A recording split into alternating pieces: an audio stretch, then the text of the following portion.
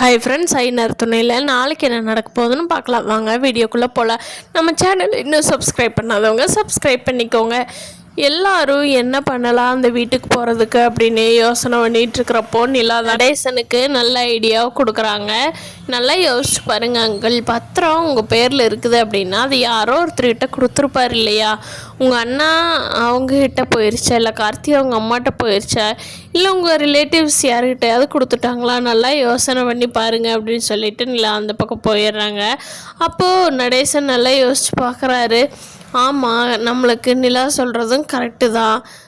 பத்திரத்தை கொடுத்தது தான் நம்மக்கிட்ட தான் இருக்கணும். அப்படி இல்லைன்னா நம்ம சம்மந்தப்பட்டவங்க யார்கிட்டையாவது இருக்கணுமே, யார்கிட்ட இருக்கோம் அப்படின்னு சொல்லி அவர் ரொம்ப வருஷங்களுக்கு முன்னாடி நடந்ததுனால யார்கிட்ட இருக்குன்னு சொல்லி யோசனை பண்ணி பார்த்துக்கிட்டே இருக்கார். அவரோட யோசனை வரைக்கும் எதுக்குமே ஞாபகத்துக்கே வரல. ஆனால் சொல்கிறாரு, ஒரு நாள்மா எங்கள் அப்பா உடம்பு சரியில்லாமல் படுத்துருக்கிறப்போ தங்கச்சி அண்ணனும் என்னமோ பிளான் பண்ணி நம்ம வீட்டிலேருந்து கொண்டுட்டு போனாங்க. ஆனால் அவங்க பிளான் பண்ணி எதுக்காக ஒரு நாள் அப்படி வீட்டுக்கு வந்தாங்கங்கிறது தெரியல. ஆனால் அன்னைக்கு தான் அவங்க பத்திரத்தை எடுத்துகிட்டு போயிருக்கணுமா அப்படின்னு சொல்லி நடேசன் சொல்கிறாரு நிலா கிட்ட. ஓ, கண்டிப்பாக அவங்க அந்த வேலையை செஞ்சுருப்பாங்க அங்கிள். இப்போ எப்படி அவங்ககிட்டேருந்து நம்ம வீட்டு பத்திரத்தை மீட்கிறது? இதுக்கு ஏதாவது வழி இருக்கா, யோசிச்சு சொல்லுங்கள் அப்படிங்கிறாங்க. அதுக்கு நடேசன், அவங்கக்கிட்ட இருந்து எப்படி வாங்கிறது? கொடுக்கவும் மாட்டா, கேட்டால் என்ன பண்ணலாம்? எங்கள் அண்ணன் இருக்கானே, அவன் அதுக்கு மேலே என்ன பண்ணலாம்? பேசாமல் இந்த கார்த்திகா பிள்ளையை வச்சு எடுத்துக்கலாமா அப்படின்னு சொல்லி கேட்குறாரு.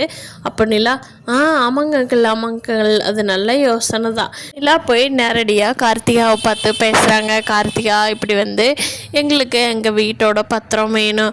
அது உங்கள் அம்மா தான் வச்சுருக்காங்க, நீங்கள் தான் எப்படியாவது சொல்லி வாங்கி கொடுக்கணும்.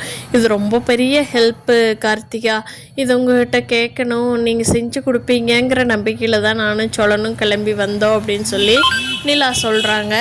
அப்போது கார்த்திகா சொல்கிறாங்க, ஆமாங்க, அது மாமாவுக்கு வர வேண்டிய வீடு தான். நான் கண்டிப்பாக மாமாவுக்கு அந்த வீட்டு வர்றதுக்கான என்னால் என்ன முயற்சி பண்ண முடியுமோ நான் பண்ணுறேன். நான் நாளைக்கு ஊருக்கு தான் வரலான்ட்டுருக்கிறேன். அம்மாட்ட பேசி எப்படியாவது நான் அந்த பத்திரத்தை வாங்கி உங்களுக்கு கொடுத்துட்டு தான் நான் ஊருக்கே வருவேன். கவலைப்படாமல் இப்போ போங்க, நான் பார்த்துக்கிறேன் அப்படின்னு சொல்லி கார்த்திகா அனுப்பிச்சுட்றாங்க. பார்க்கலாம் ஃப்ரெண்ட்ஸ், அடுத்த வாரத்தில் என்னென்ன புதிய திருப்பங்கள் ஐயனார் துணையில் நடக்க போகுதுன்னு. இந்த வீடியோ பிடிச்சிருந்தால் லைக் பண்ணிக்கோங்க. நீங்கள் என்ன நினைக்கிறீங்கன்னு கீழே கமெண்ட் பண்ணுங்கள். தேங்க்யூ.